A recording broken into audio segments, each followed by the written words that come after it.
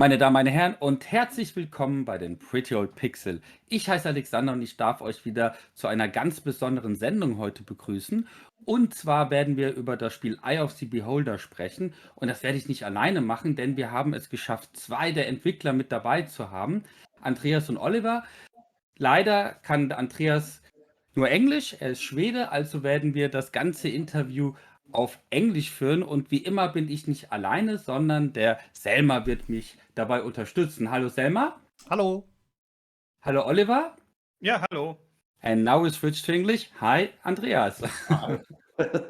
So thank you very much for joining us Yeah. today. It's a great honor for us to And a have you in pleasure. our show. And a pleasure, yes, to have Pleasure you to in be our here. show.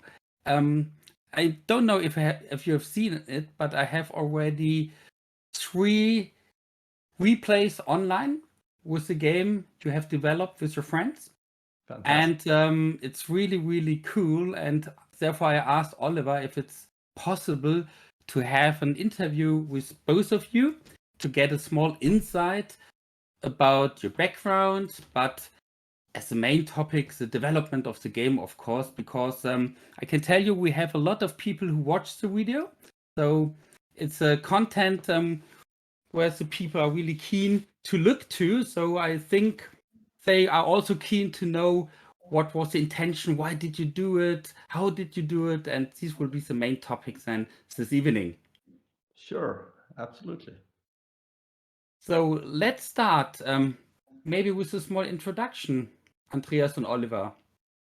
Sure. Andreas. Let's start. Yeah, I'm Andreas. How old am I now? I forgot the count actually. But, 29 always. It's always 29. 29. It's always 29. 20 something. No, 44, I think. I've been coding my whole life. Started with the C64, of course. Then moved on with other distractions such as PC and stuff. But then back in 2000, I went back to the C64 scene. My brother was always a C64 demo scener, and I got inspired. Mm-hmm. So then I started code for the C64 and started making demos and stuff. And regarding the game, I'm always been a huge fan of the game, so it's always been in the back of my head. Yeah. And you, Oliver? I'm Oliver, and I'm 50 years old. 29. Yeah. You didn't forget the count. No.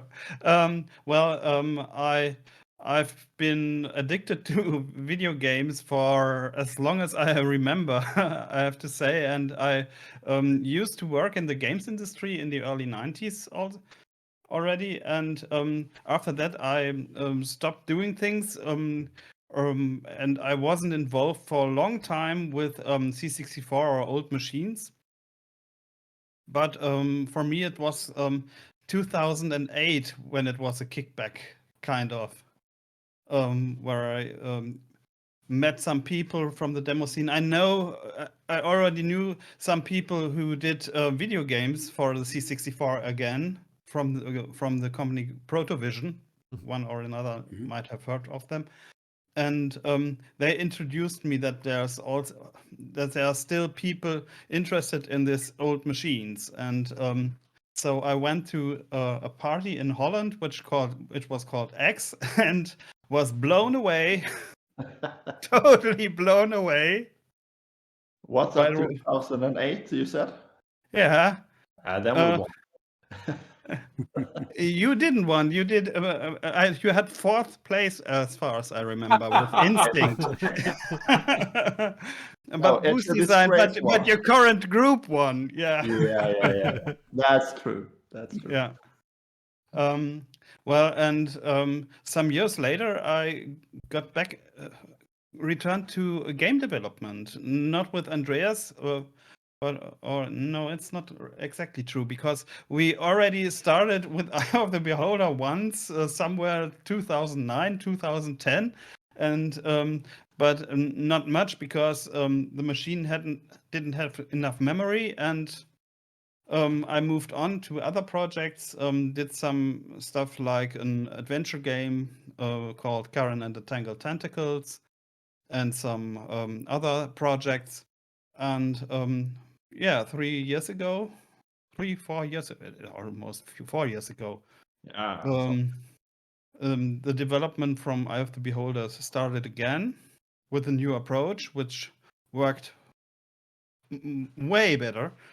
And I joined the team again, and now here we are. It's almost published. Yeah, here you are. But Eye of the Beholder was not the first game you have ever played, Andreas or Oliver. Or what was the No. first game? You know it?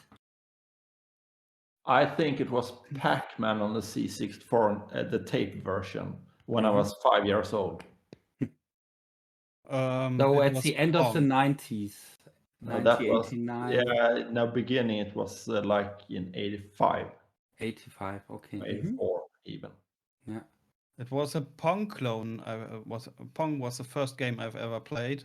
Was on a games console from a no-name game console, as far as I remember, in only black and white, somewhere 1980 or so. Mhm.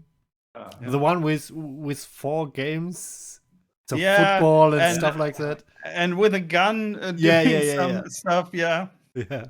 Well, we actually had a Digipack before the C64, but and I most likely played games there as well, but I don't recall any memories of it. Mm.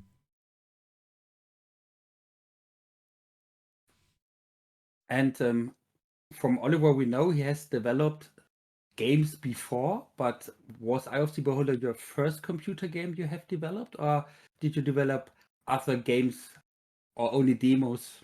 Just demos, actually. Yeah. I did Just- develop Eye of the Beholder for other platforms. I ported Eye of the Beholder to first Java and then to iOS Mhm. before I moved on to the C64. So I've been digging into that game half of my life, actually. Do you know the root of this fascination with Eye of the Beholder? Is it dungeon crawler generally, or did Eye of the Beholder strike a secret nerve, or Yeah, I don't know. Actually, it was on the Amiga. I was like 10, 11 years old or something like that, and I just loved the game and played all the dungeon crawlers available back then. And I always coded. My first basic program, I have the discs still intact, and I have preserved the discs. I have code from when I was 5 and 6 years old. So I've always been coding my whole life, and Eye of the Beholder was very fascinating, and I remember I started digging into the save game files and discovered the magic world of hex codes, and I started to recognize, oh, that number seems to be my health point, and I just health points, and I just changed them and loaded the game, and to my amazement, I got more health points. So back then, I was totally into almost coding on the Amiga. So I wrote a save game editor. That was my first like reverse engineering of one of the files in that game. But as I said, then I lost interest of the Amiga, moved on to PC, coded PC demos and stuff like that. But I have always loved that genre. And when the Apple released their iPhone 3GS, I thought that, damn, touch interfaces would be really optimal for dungeon crawlers. And there wasn't much dungeon crawlers back then, so I thought I should port Eye of the Beholder. That was my first. So I disassembled the whole game, read the PC DOS assembly. It was like 350,000 lines of 16-bit assembly. And I started to dig in through that mess and porting everything to Java just to understand the game. And when I had a perfect pixel replica of the game running, I knew all the details around it. And then I started to port it on iOS, and I did an implementation for touch screens.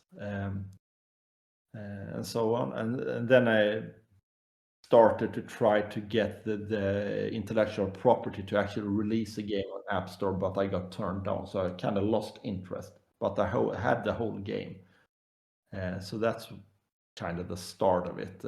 But I've always loved dungeon crawlers, and then about the same time, maybe a year or two later, then all the others realized that dungeon crawlers would be a perfect fit for touchscreen. So Legend of Grimrock was released, and so on and so forth. So, and by that time, I actually started to develop my own dungeon crawler together with some friends.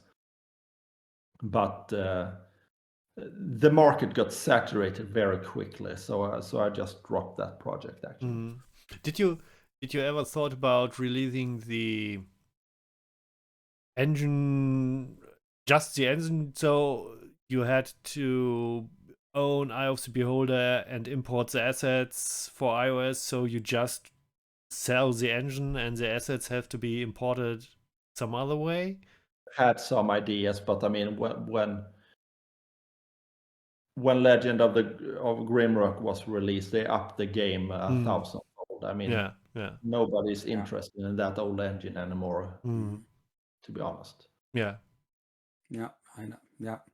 Even my kids play Legion of Grimrock. Yeah. So Yeah. it works. Yeah, it works. Yeah. Yeah, it's a good game. Yeah, right. Yeah.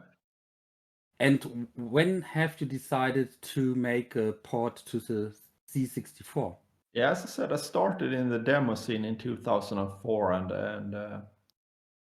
the ball was always in the back of my mind, and I think it was like in 2006 I started my first try to implement it, not using any ROM expansions or anything, but I quickly ran out of RAM, so I decided to not continue that project. But then came the Easy Flash cartridge, which has 1 megabyte of ROM available. And it was always in the back of my head, actually. And it got more and more popular. And then Gideon released his 1541 Ultimate cartridge, which had Easy Flash emulation, and everybody bought it. So, and the big emulators got support for it. So it was on a demo part in 2017, Two Flower, who's a member of this group, he told me that maybe you should try releasing it on Easy Flash. And I was kind of yeah, let's try to do that. So I did. I coded for like half a year just to get a proof of concept, and realized, damn, this will work actually, and it will be quite good. So that's when it started for real. Yeah. Oliver, how do you get back into the scene? What was the incentive, or who pushed you there? Me myself. Oh, okay. Yeah, So you got intrigued by the other new stuff for the C64 and stuff like that? Oh, well, it started exactly. It started somewhere in 2003, I guess, or 2004.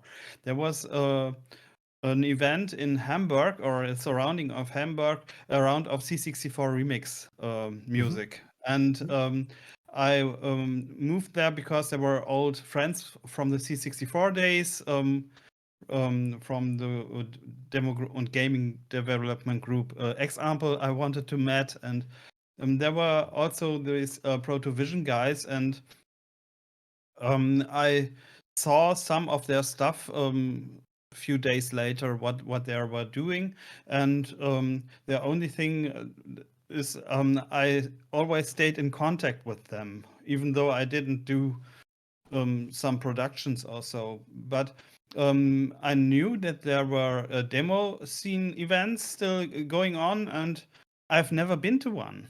And for some reason, I thought it is a good idea. And I thought, okay, $100 is a bit expensive for just by trying. But anyway, yeah, I went in my car and drove them to Holland. I don't know. It was a very small place, and I was very, very late, and there was no sleeping area more for me. I was sleeping in my car, actually. Okay, you were younger then, so that was Yeah, easier. Yeah.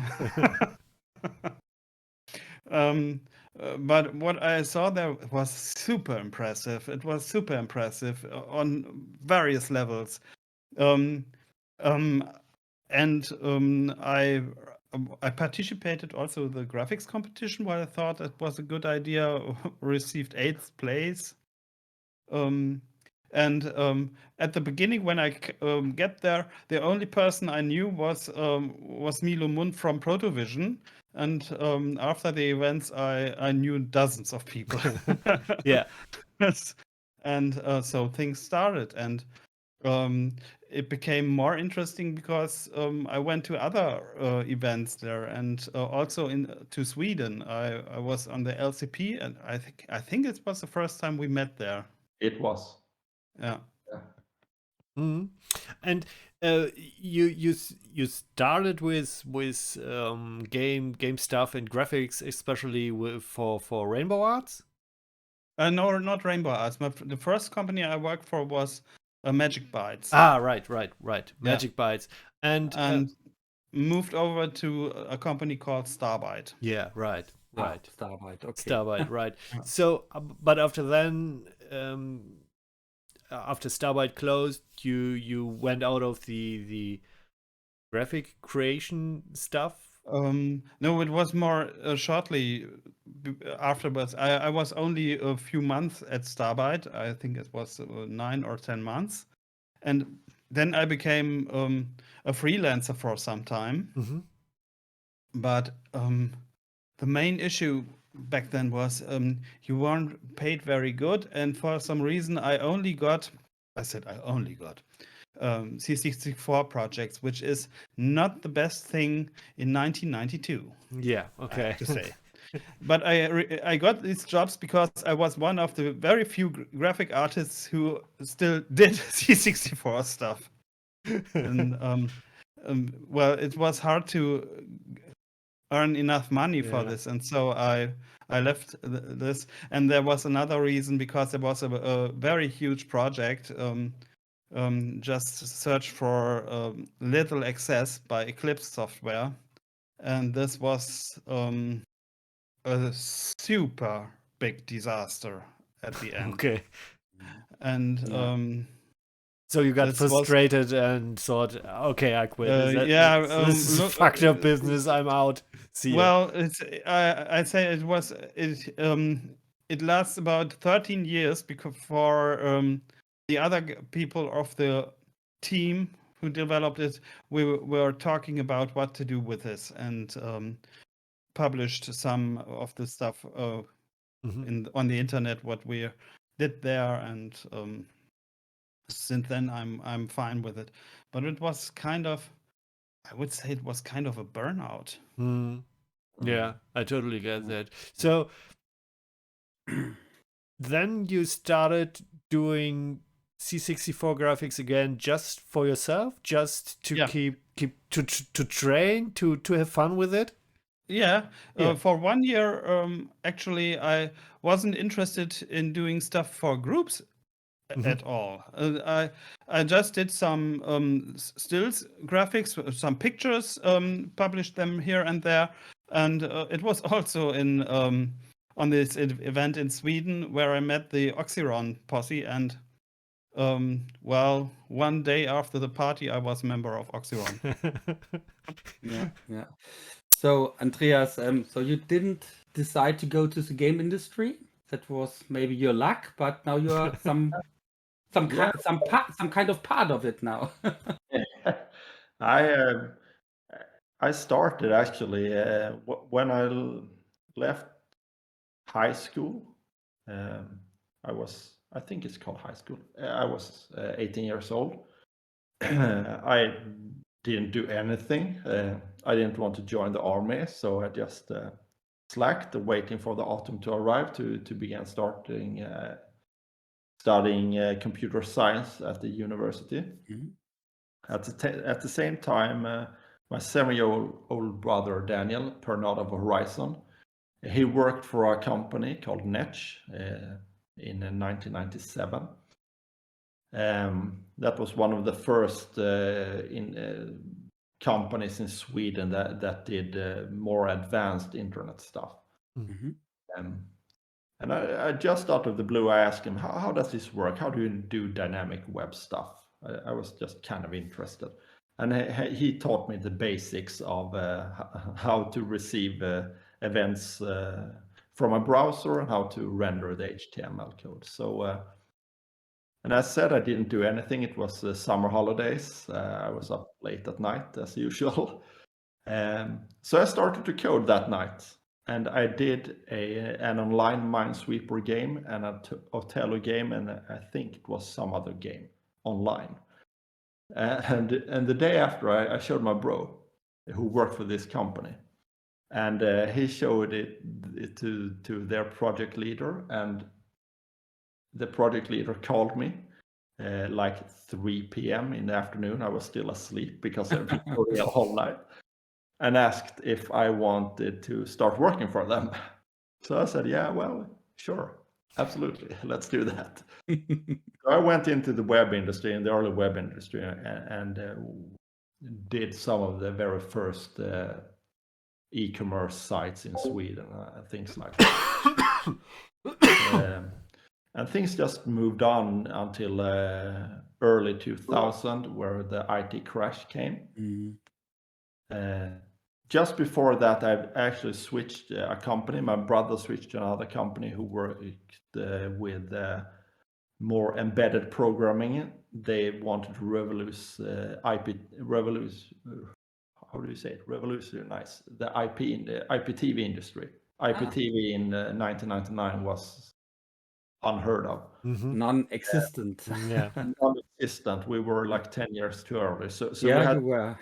this big company who had a great vision, so they wanted to get fiber cables for everyone. They got the broadcasting networks onto it. We did our own switches just to handle the streams, and we did our own hardware to create the set-top boxes that you connect to your TV. So I joined that company, and I was responsible for doing the whole MPEG decoding thing, just make the IPTV work and be visible on a TV set. So I kind of went there just by chance, I think. Yeah, perfect. Never was interested in joining the games industry, actually. I don't know why. I love games, but Yeah. and I obviously like to code them, but still, I don't know. Just I think the way of life. TV industry is also very interesting. So Yeah. yeah. So let's get back to the game. How big is the group which were involved with the development of the game? It started with you at the beginning, and now? Yeah, it started with me, and I did some Two Flower, who he hasn't done much graphics in the game, but we always have a contact, and he pushed me in the right direction, so to speak. There was one member in his group Triad, that Ilesh, called Ilesh. And I asked him if he wanted to do some graphics. So he quickly converted all the original assets to the format I required, so that I had something to start with.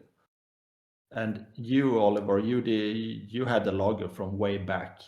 Yeah. I think you started quite by yourself and randomly doing the intro. Well, we talked about it. You asked me if I'm interested in doing some some stuff for the game, and I was thinking about what to do if there are already people involved. Hakon was also doing graphics back then. Yeah, if you right. remember. And the idea was, okay, then I will do the intro graphics, then I can do everything on myself. I don't annoy any people with questions, and so I just started. Yeah, so it was a quite organic approach, and when I got need for it, I asked people I knew. I needed samples in the game, and I wanted to do something quick that still sounded reasonably well. So I asked one of the big players out there who does this sample demos all the time, and he provided me with samples and the playback routine. In my first attempt porting out the Beholder, Miraf, he did also just like that. I didn't really ask him, but he just drew the main user interface and just sent it to me. I never asked him. It was his idea to fix my graphics, so I just got it. So yeah, we're friends now. So I asked him to do the 2D icons and the character portraits, and he did that. Yeah, so we've involved more and more people. How many are we now? 7, I think. I think so too. Yeah, but the big workload has been me and Oliver. So Definitely. when you restarted Eye of the Beholder, you already had a pixel perfect port in Java and I guess some iOS C# thingy or whatever. Yeah. And you then started from scratch, but you already knew what to do, so I guess it went a lot faster the second It time? went a lot faster. I knew I didn't have to reverse engineer anything. I had the source, so to speak. So I could just start port it, and obviously there was always a risk filling up the 1 megabyte available ROM, and you have to keep the whole game state in RAM as well when you move around in the dungeons. So that was also an issue. Will it work? Maybe, maybe not. It's always a race.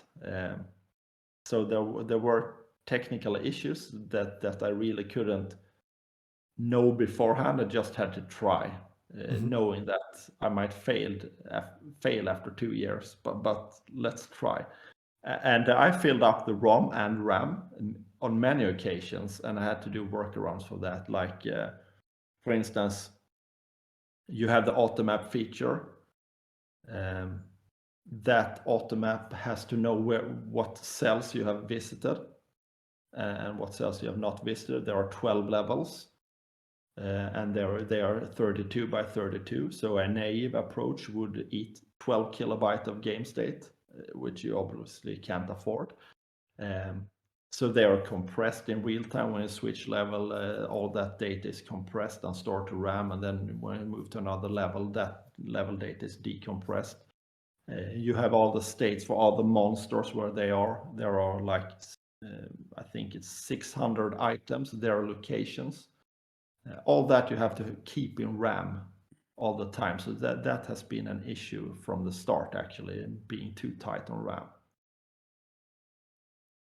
Main obstacle, actually. So, obviously, the auto map is an added feature by you. Yeah. Did you add any other features, or thought about adding any other features, or fixed any bugs? Yeah, I fixed several bugs from the original, actually. There are wrong stats on some NPCs. There are some level script code that was wrongly implemented in the original. There were pure bugs in some of the logics for the Dungeons and Dragons rule set and things like that. So that has been fixed. Regarding features, we always wanted to keep it as close as original as possible. But we added like peace of mind features. We added the automap, the bestiary. That's cool, yeah. We added more easy way to use consumable items directly from the inventory. You can't do that in the original. If you drink a potion, you have to bring up the potion from the inventory, put it in your left or right hand, move out from the inventory and right click on the item, which is quite annoying. So in this version, you can just right click directly from the inventory. So there are small things like that. Yeah. You have to be careful because I drank a potion because I didn't use that. The right click leads to the situation that is consumed directly. Yeah. Yeah. But it was nothing worse, so my character did not die. That's good. No, there are quite a few potions of poison actually. Which part of the development did you enjoy and which part did you hate? I never hated any part, but implementing all the spells was quite cumbersome. Porting the rest, all the details when you rest your party for healings and gaining spells. That was just brain dead work I did during a summer vacation in Croatia while the kids and wife were asleep. So I sat on the balcony coding that while drinking beer. But other than that, it has always been a pleasure to do that game because I'm kind of driven by feedback I get, both from the other guys in the team and also by publishing some video clips, doing some live coding sessions and things like that, getting this feedback all the time that this will be great. I want this. That keeps the spirit up, even though certain part of the code quite boring. I mean, we have had our low times in the project where nothing happened for half a year. I don't know why that happened. It was an hedgehog, I guess. Yeah, maybe, but also in the code, I didn't do anything. I think that. Yeah, but it was the same time when I was doing the stuff for Sonic the Hedgehog. Probably it was necessary to do some kind of vacation in between. Yeah, something like that. I mean, in between, I did C64 demos as well and things like that. So, I mean, we could probably have done this whole project if we stayed focused on it for a year. But then you get burned out. And right. Yeah. So we said we don't have a deadline. Let's release it when it's finished and when we were happy that we did everything we could. Yeah. So Oliver, each other as well. I never haunted graphians for pixels. And they never haunted 24 me hours too late, Oliver. Come on. No, I would well, and this would never happen. He already seen that I'm quite stubborn when I think that graphics need some time. They will need some time. Yeah, and I happily give you that time. No worries. How long did it take, Oliver, to create the introduction? The introduction itself, I would say a year. Yeah. Even though it's hard to say,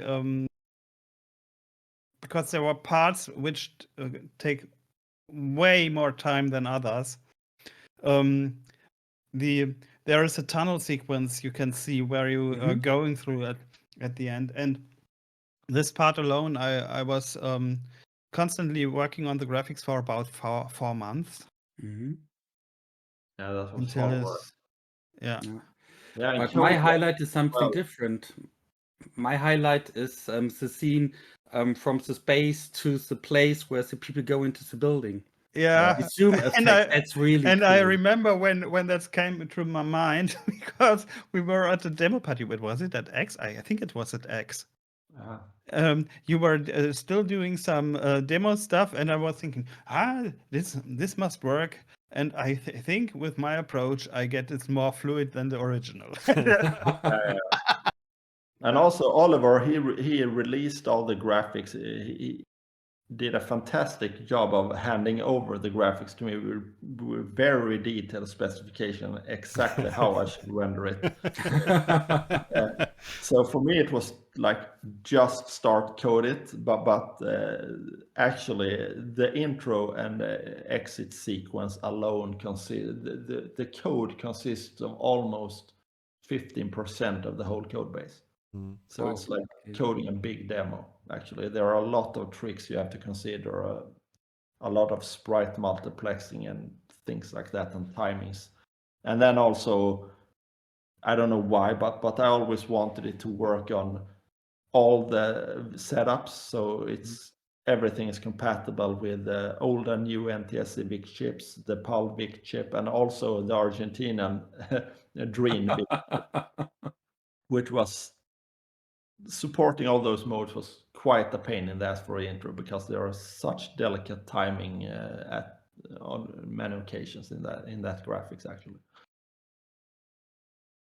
But yeah, it was worth it. I hope.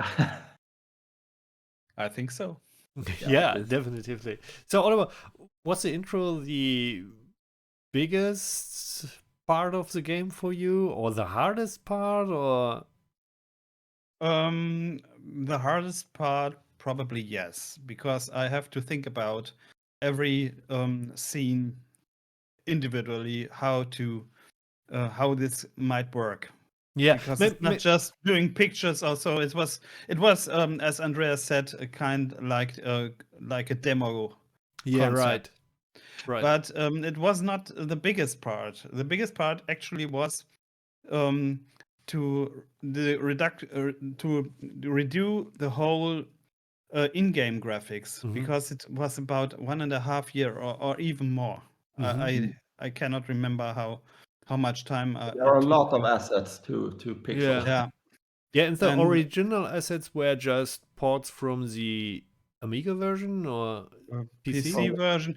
Well, yeah, but still they were already in good quality. This, not to get this wrong, but the thing is that they didn't match the restrictions very close to the C64. This was one part, and another thing is that there are so many tiny objects in the background, you cannot spot you don't see it when it's just converted. And so my approach was to do something that you can spot the details more, and get some things that during the conversion process looks quite rough.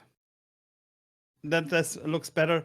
And I also dealt with some issues with the original stuff, because the perspective does not fit right in every place there.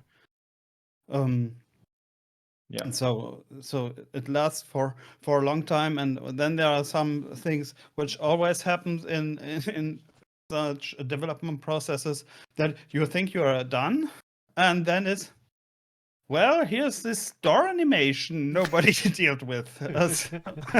Something like this. A lot of assets. And it's an important point Oliver brings up here, because there are quite many tiny objects, such as a key on the floor. Yeah. Just auto-convert a key and auto-convert a backdrop to best of your abilities. I mean, English converts, they are good for being converts, really good. He super fantastic. However, it's still washed out. So if the key is just in front of you, you see it, but just one step back, you really can't distinguish it anymore, and you will miss that key when you play the game. So you really have to make some items pop more than the original, so to speak.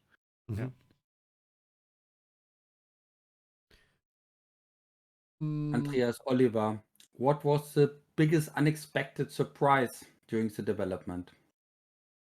I think Mel, his speedrun. Yeah. When he reviewed this thing, it was unreal. Yeah, it was not part of the development, so to speak. But I approached Mail. I don't know where I got the idea. I just thought that there must be some world record holder, speedrunner doing this game. So I thought he probably knows the insides and out of this game much. I mean, I have the code, but I don't know it by heart, really by heart. I can read the code and understand that, okay, that if I do that, then this must follow and things like that. So I asked him, I approached him, hey, do you want to do try out the C64 version? And he said yes. So, and we have done many testing of the game and found bugs ourselves and fixed bugs and so on. But when he started to test the game, he immediately caught a lot of bugs, very subtle bugs that no player would have noticed. Like he said, one of the first tests, he said, looks like your ring of feather fall doesn't work. I tried to wear it and I jumped down a hole and I shouldn't lose health points, but I did. I never even considered that code. I just ported it blindly. Mm-hmm. But then I took a look at that code and I misunderstood that if clause in the code. So I fixed that bug. One of many. So really graphical glitches and bugs like that I can find myself, but bugs in how the role-playing engine works, I think only he can find them. Mm-hmm. So he did that. So I would agree that was quite unexpected, actually. Yeah, getting that him on the team.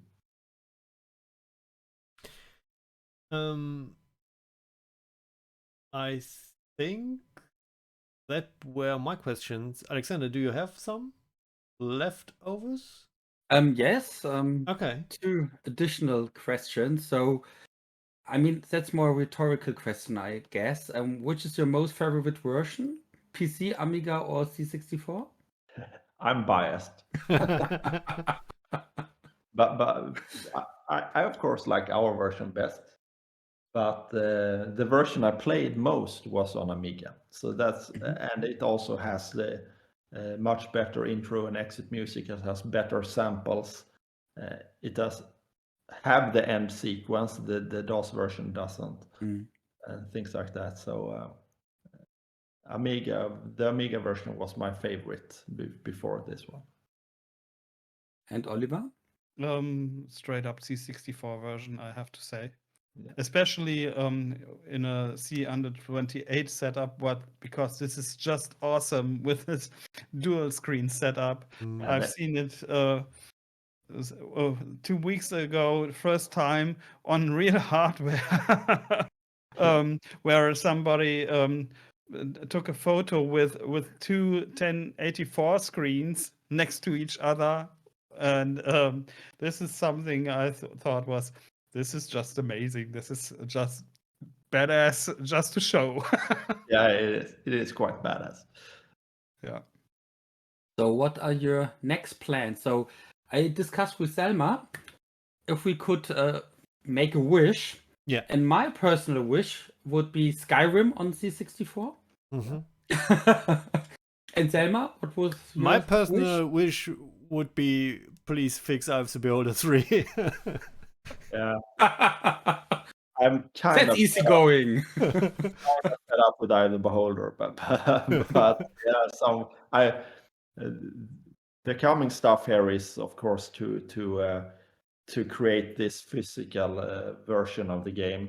We have the box art, our own box art, and we have the hardware. So there will be a Kickstarter where we can provide this for collectors. Perfect. And we fix the last remaining bugs. There are a few left, and then release the game for free as a digital download, and also open source, so anybody can do either World 2 or 3. Sounds great. Yeah. But I have some projects in mind. I don't know. Maybe I do them, maybe I not. But I will definitely reverse engineer Zelda 1 for the NES just to understand how it works. I've already done a reverse engineering of Monkey Island just to understand the concepts, see if it's manageable for a C64. Maybe not. And then I have a third one that I've started reverse engineer, which is Moonstone on the Amiga. Moonstone. You cool. forgot one important. What's about Pinball Dreams? Aha. Right. Thanks for reminding me. I promised to finish that one. But yeah. Damn it. Just a boring code left. We've done all the hard parts. You talked with Werner that he said that he will provide you his source code when Eye of the Beholder is finished. Yeah, I know. Yeah, I guess we should. I guess we should finish that one because the engine is finished and it works. It's just the game mechanics left to implement, which is super boring part to implement. But Some yeah, physics. but Yes, Andreas? Oliver, do you have any upcoming projects or everything? Yeah, two projects at the moment already. The first one is a first-person shooter for a change. Okay.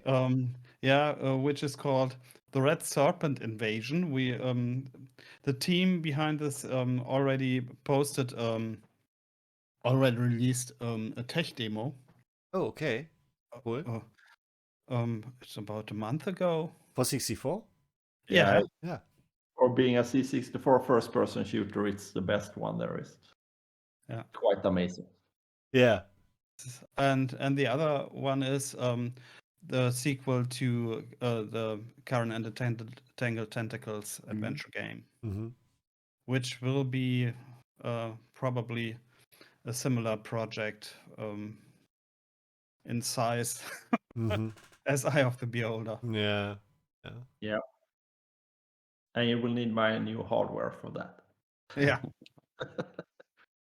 Because we already told in the team about how big the cartridge has to be, and 1 meg is not enough. Uh-oh. Okay. Okay. But we can easily do a 2 meg cartridge. Yeah. Just a bit of soldering. So at the time of this interview, Eye of the Beholder is in the beta. When can we expect the final version, the release? Is there already a specific date on the horizon? Yeah, we had our internal deadline mid-October. I got quite some unexpected real work shit going on, so I haven't been able to fix the remaining bugs as quickly as I hoped for. But as I will still try to meet that deadline, maybe a week more or so. Perfect. So for our audience, we will release this video on the launch date of the game, and of course then we will implement a link to the website. Yeah. And we would ask everybody to download the game and to play it and to give feedback to Andreas and Oliver. That would be my suggestion. Yeah. My feedback is already, I love this game and I will play it until my party dies. Okay. That will happen on level 4. Yeah. Okay, thank you for the warning.